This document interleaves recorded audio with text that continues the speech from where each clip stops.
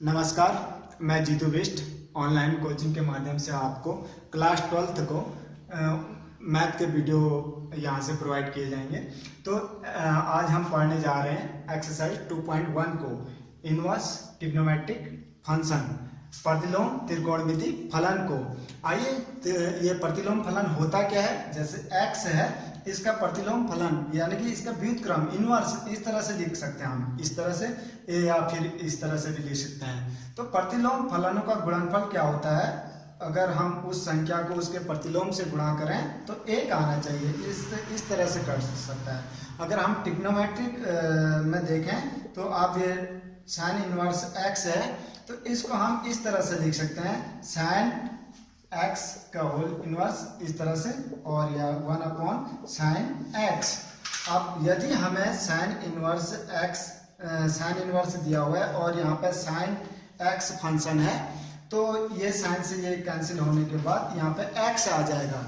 तो आप यहाँ पे जान रहे हैं कि प्रतिलोम फलनों के कुछ गुण धर्मों को। अब हम आगे मुख्य मान जो हमारा एक्सरसाइज में हमें ज्ञात करना है उसकी ओर चलते हैं।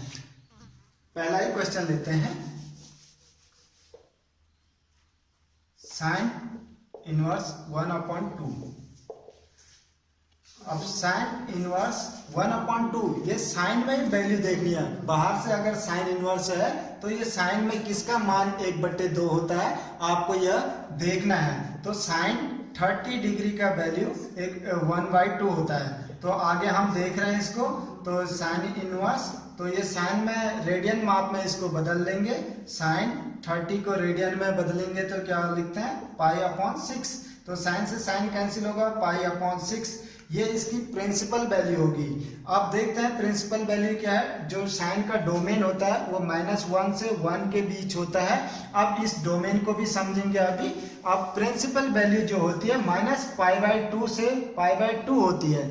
इसका मतलब क्या है, -90 से 90 तक होती है। अब ये डोमेन को हम इस तरह से समझेंगे, ये जो है यहाँ ग्राफ में देखेंगे तो ये ग्राफ देख रहे हैं, साइन का ग्राफ है, साइन 0 0 और साइन 90 यहाँ पर 1, और ये देखें इधर पे -1।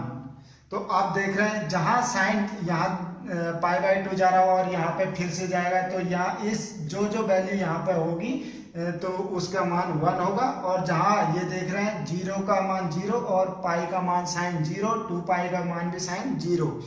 अब जो हमारा ये प्रिंसिपल वैल्यूज है वो यहाँ से यहाँ के बीच में होनी चाहिए, यानी कि -π/2 और π/2 के बीच में होने चाहिए। या हम देखें 0 से 90 के बीच में जो मान होगा यहाँ पर 45 होगा, 45 को π/4 हम लिख सकते हैं। तो अब इन दोनों के बीच में π/3 होगा, 60 होगा। यहाँ पर देखेंगे तो π/6 होगा, 30 होगा।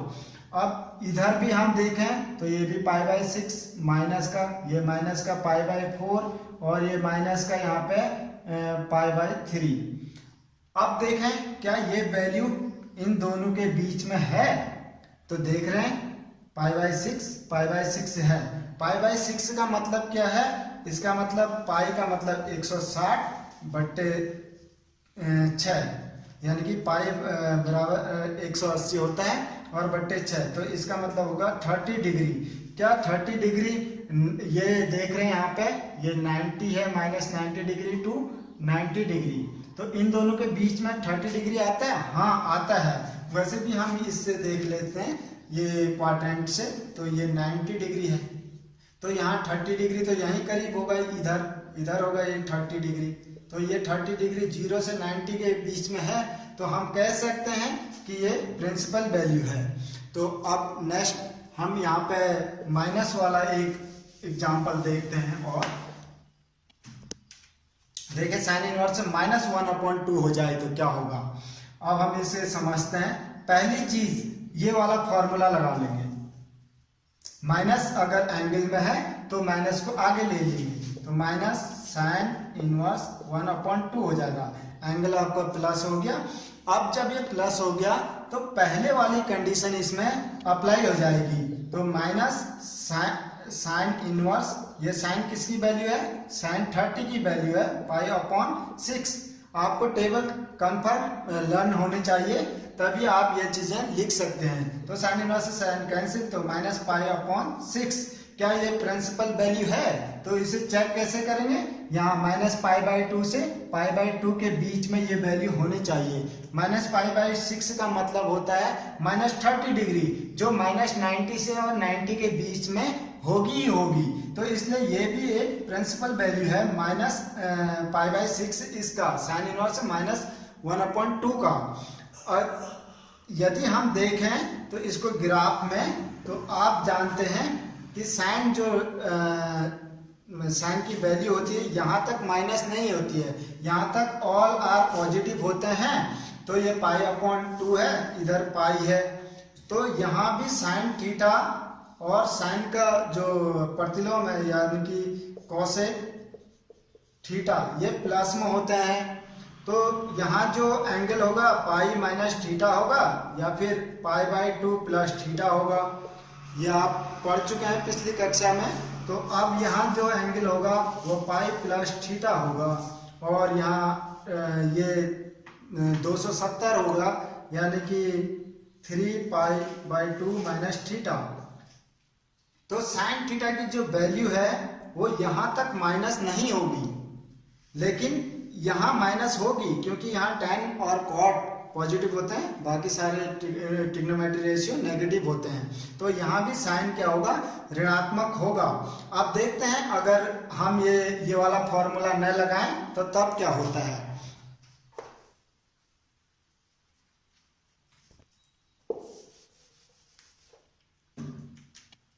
देखिए साइन इनवर्स, हम इसे साइन, ये इस चतुर्थांश में हो रहा है, ये 180 + 30 डिग्री, 30 की तो वैल्यू है तो 180 प्लस में करेंगे तो π + π/6। तो इस तरह से तो आप जानेंगे, तो साइन से साइन कैंसिल हो जाएगा, तो ये π + π/6, तो ये 7π/6। 7π/6 का अगर हम रेडियन डिग्री में कन्वर्ट करेंगे तो 210 डिग्री होगा, यानी कि इसकी वैल्यू ये भी है 7π/6, ये भी एक मान है, लेकिन ये प्रिंसिपल वैल्यू नहीं है। प्रिंसिपल वैल्यू क्यों नहीं है? आप देखें क्या है, -90 और 90 के बीच में ये वैल्यू है नहीं है। तो इसलिए यहाँ देखें, इधर भी देख लें, -π/2 और π/2 के बीच में क्या 7π/6 है? नहीं है, तो ये प्रिंसिपल वैल्यू नहीं है। लेकिन इसकी एक वैल्यू ये भी है। ऐसे ही इस ग्राफ में हम देखते हैं तो कई डिग्रियां ऐसी होंगी जिनकी वैल्यू -π/2 है, लेकिन वो प्रिंसिपल वैल्यू नहीं। प्रिंसिपल वैल्यू इसकी -π/6 अभी हम पहले कर चुके हैं, वीडियो के पीछे जाकर जरूर देखें। अब हम आगे और एग्जाम्पलों को करते हैं, देखते हैं आपके चैप्टर में सेकेंड क्वेश्चन जो है cos इनवर्स √3/2 ये है। अब ये पॉजिटिव वाले करना आसान है, आप कर सकते हैं। cos इनवर्स इसको कैसे करेंगे, ये cos इधर है तो ये cos में ही देखेंगे किसकी वैल्यू √3/2 होता है। cos में किसका मान ये होता है, मैं cos में ये 30 की वैल्यू होती है, cos π/6, 30 का मतलब ये हुआ, तो इससे ये कैंसिल π/6, ये इसकी प्रिंसिपल वैल्यू आ गई। क्योंकि प्रिंसिपल वैल्यू देखें यहाँ 0 से π के बीच में होनी चाहिए, यानी कि 0 से 180, cos में है ना, cos का फंक्शन है, cos में ही देखेंगे, 0 से 180 के बीच में होनी चाहिए, 30 डिग्री है। आप देखें रेडियन, किसी को ये बदलना भी नहीं आ रहा होगा कि रेडियन डिग्री क्या होती है। तो रेडियन माप बराबर ये π/180 गुणा डिग्री माप होता है।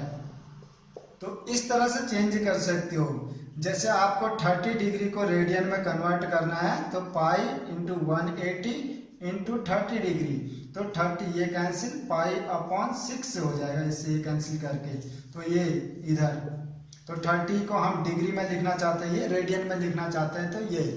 अब हम आगे देखते हैं, देखें जो एनसीईआरटी है उसमें इस तरह के पॉजिटिव वाले तो हैं, लेकिन नेगेटिव साइन वाले प्रैक्टिस के लिए क्वेश्चन नहीं है। जब भी आपके साथ यहाँ पर धनात्मक वाला है तो आपको वो तो करना ही है, लेकिन ऋणात्मक खुद से भी करना है। इसको हम कैसे करेंगे, इसके लिए ये फॉर्मूला अप्लाई करें, ये वाला। अगर माइनस आता है एंगल में तो आप ये वाला फॉर्मूला, सॉरी ये वाले फॉर्मूले को अप्लाई करें, तो pi minus cos inverse x की जगह ये अभी एंगल ये है हमारा √3/2। तो इसे देखें, पाई माइनस कॉस इनवर्स, ये कॉस में किसकी वैल्यू है, cos 30 की, पाई/6 की। तो कॉस से कॉस कैंसिल, पाई माइनस पाई/6। तो इसका मीनिंग 6 पाई, ये 6 पाई माइनस पाई/6, तो ये 5 पाई/6। तो ये वैल्यू को हम देखें, 30 और 5 जा 150, ये 150 डिग्री करीब आएगा। इसको अगर सॉल्व करें तो डिग्री में कन्वर्ट करें, तो ये देखें 0 से 180 के बीच में है। तो हाँ, ये 0 से 180 के बीच में है, तो ये आपका प्रिंसिपल वैल्यू होगी, यानी कि मुख्य मान होगा ये। अब हम अगले क्वेश्चन की ओर आपके चलते हैं। तीसरा क्वेश्चन है कोसेक इनवर्स √2। तो √2 को ही देख लेते हैं। कोसेक इनवर्स √2 किस में है, कोसेक में वैल्यू, कोसेक 45 की है ये, पाई/4 की। कोसेक से कोसेक कैंसिल, पाई/4 इसका क्या हो गया, प्रिंसिपल वैल्यू हो गई। अब नेक्स्ट, अगर यहाँ पे माइनस होता है, अगर यहाँ पे माइनस होता है, कोसेक इनवर्स माइनस √2 होता है, तब क्या करेंगे, तब आपको करना ये है, ये फॉर्मूला यहाँ से अप्लाई करेंगे, तो माइनस आगे ले आएंगे, कोसेक ऐसे लिखेंगे, कोसेक इनवर्स √2। तो फिर ये जो पोजीशन है यही वाली आ गई, देखिए। तो माइनस कोसेक इनवर्स, ये कोसेक पाई/4, तो कोसेक से कोसेक कैंसिल, माइनस पाई/4, ये प्रिंसिपल वैल्यू हो जाएगी इसकी। आप आगे इसी तरह से अपने एक्सरसाइज के क्वेश्चन को कर सकते हैं। जो भी आपको नहीं आएगा आप फिर से इसको पूछेंगे, जो देखेंगे अगले